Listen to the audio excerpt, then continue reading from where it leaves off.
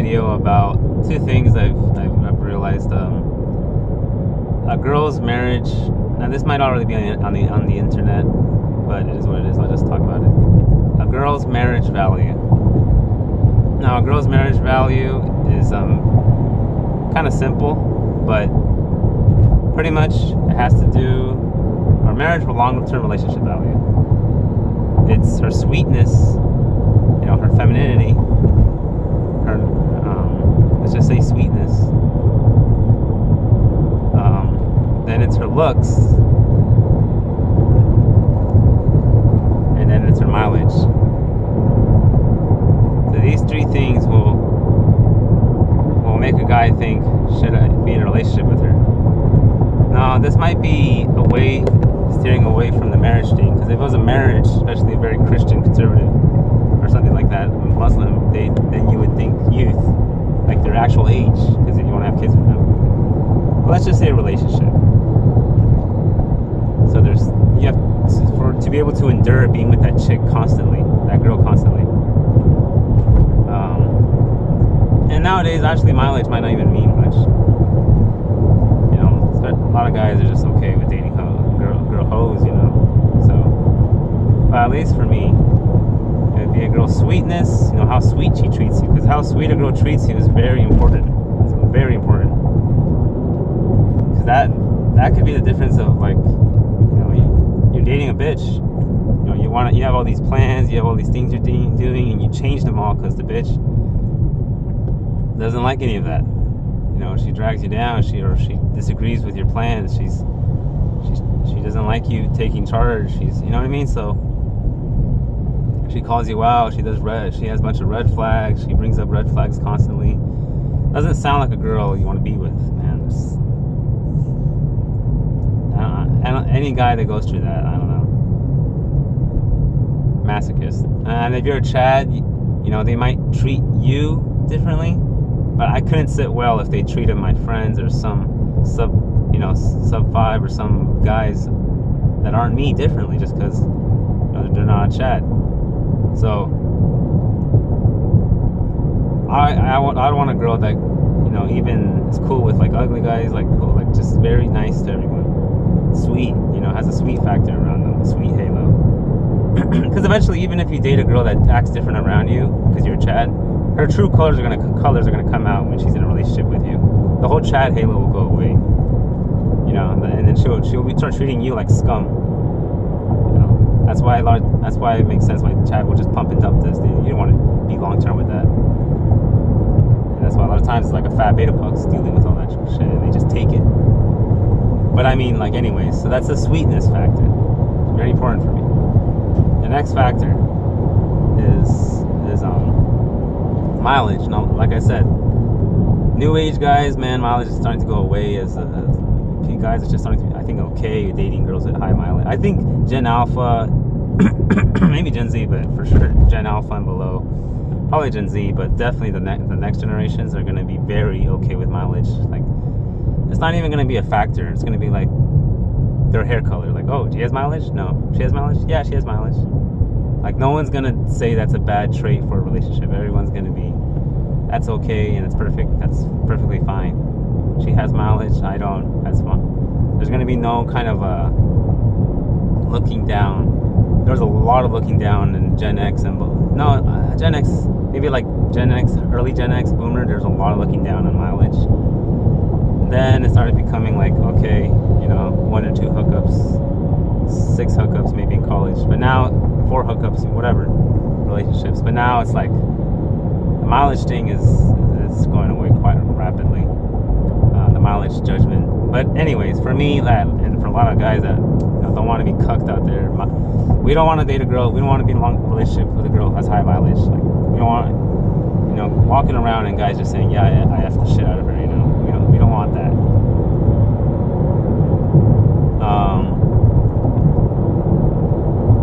Now there are two kinds of guys. There are guys that egalitarian. I don't have high mileage, so she shouldn't have a high mileage. And then there are these guys that I don't personally agree with too much. These guys have a lot of mileage, but they still want a girl who's a virgin. And I agree with the whole key argument, but yeah, that I don't know about that. because they could be girls could be having that same kind of unfair treatment against you, and then they had nothing to argue against it. But anyways, so that's mileage, and then the last one is looks. You know, looks is important, man. Like, if I have to kind of be grossed out by kissing you, by holding your hand, if I have to be embarrassed by being with you around family, around friends, because you're chubby or you look very bad, you know, very funky, you're always in relation to me, you know. You know, in relation to me. If I was a 4, man, then I would try to go for a 4. Or low 5, probably aim for a low 5 or mid 5, I don't know. But looks is very important, man, because I don't want to be constantly feeling like I got a bad deal. I don't constantly want to be like I settled. I look, you know, I got the chubby girl in the room, even though I'm not chubby. I work out so hard and she doesn't. So that's one thing. It's the unfairness about it all. That, and then just not even being attracted to her. I want to be able to be attracted to her if she's chubby and fat. You know, there are some thick girls that look good. I will say that. There are some thick girls that they have I think their faces are very pretty. So even if they get skinny, they're still pretty. So when they get thick, like, you can still kind of see them as kind of pretty. Also, thickness is different on every girl. Some girls get thick in the butt, the boobs, and that's not gonna lie, that's not that bad. Like, that's bearable, you know, especially if I'm on the thicker side a little bit. But some girls get thick badly. Like, they get big, broad shoulders. They get man arms. There's some hot girls with man arms out there. You know, that just kind of grosses me out. But like, they have the bikini body, but they have man arms. I hate man arms, man. That's just, I can't do man arms. There's some girls with thick cankles. Some girls get broad shoulders when they get fat. They get a pot belly. You know.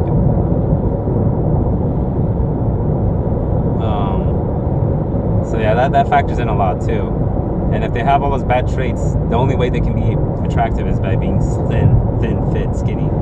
Either of those 3. Unfortunately, some girls can fluctuate and they still look nice. And that's one thing guys realize. You guys don't realize how close a hot girl is to looking unhot. To a fit, you don't know how close a fit girl is to looking unfit.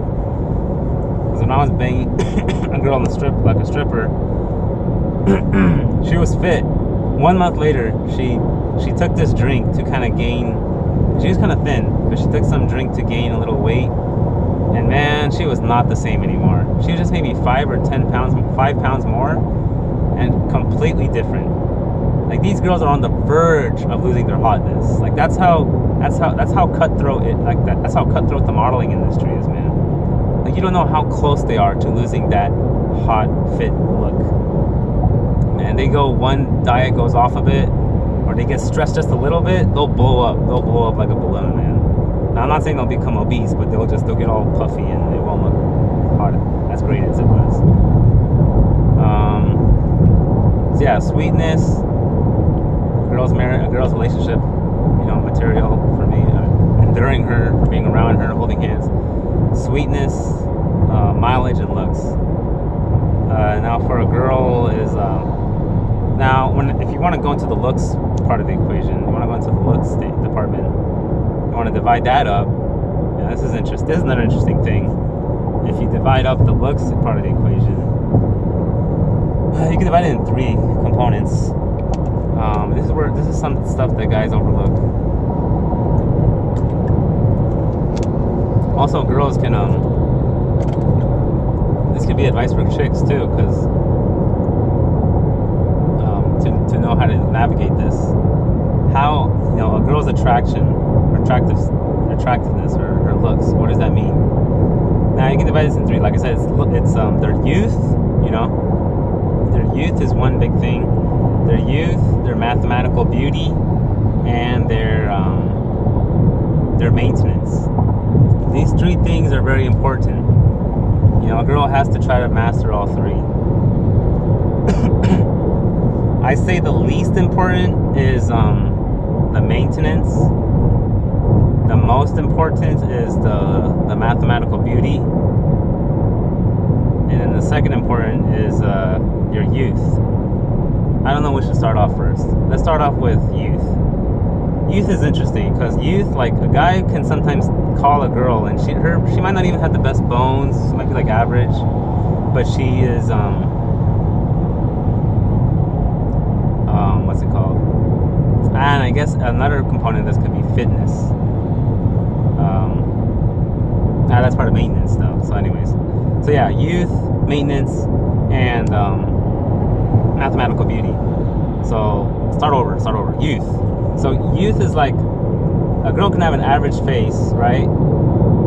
She can have an average face, but if she's young and you're like 30, dude, you're like 30, 34, she has young skin, she has a glow, because girls have that glow when they're 19 or 21. Then you know, a guy might automatically think, dang, she's kind of pretty. And you know, on top of that, she's kind of thin.